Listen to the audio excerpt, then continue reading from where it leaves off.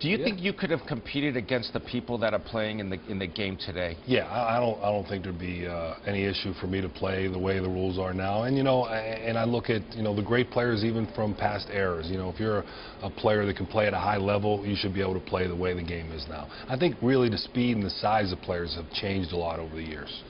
Speed and size. I was going to say that I got a chance to meet some of the Denver Broncos yesterday at Media Day, and one of them is 340 pounds and 6'4".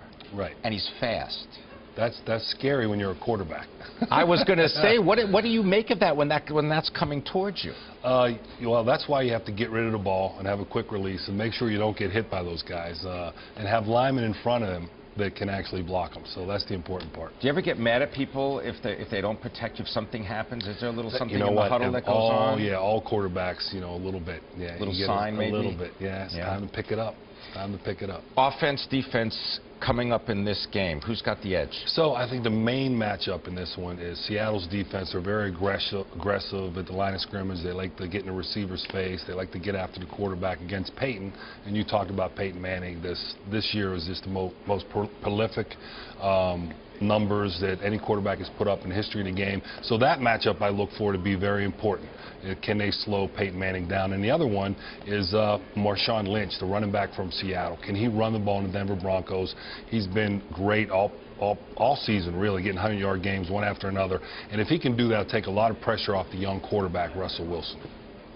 Let's stick with the quarterback first of the Denver Broncos, Peyton Manning. Yes. Not that you're going to give him advice, because everyone plays their own game. Yeah. As a veteran, though, anything that you would like to communicate to him that is about how he deals with the notoriety, the pressure of all this? Well, anything I'm going to tell Peyton now, he's already been through anyway. So, right. And he doesn't really need my advice, and he's been a friend for a lot of years. Does he have a particular style of play that when you see someone like that play, you go, I know exactly the kind of quarterback this is? Yeah. I mean, he's very cerebral at the line of scrimmage, calls his own plays, very demanding. A guy that you could tell is in total control of his offense and what he's doing. But like I said, he's not going to need advice from me.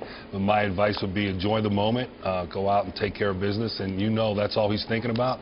He's not thinking about his legacy, not anything else. It's just about winning that ball game. Well, it's going to be cold on Sunday, isn't it? Yeah, it should be cold. A little bit. And just to kind of keep it the spirit, what we did here was he brought in these ISOTONER gloves. Yes. And, for a lot of people, they're not going to know Dan Marino and ISOTONER, but how did that all develop? How did that turn into something? I went to my first Super Bowl was in '85, right. my only Super Bowl in '85, and after that, the company came to me and asked if I wanted to represent them and do some commercials for the gloves.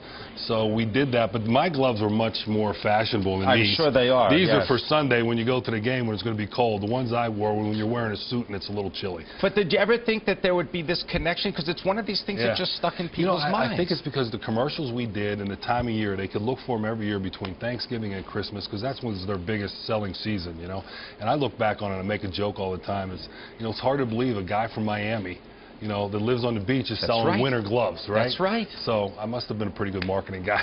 Well, talk a little bit about that, because, this idea of celebrity, pitchman, and so on. Yeah. Not everyone has it. You got to have a little twinkle to make it work.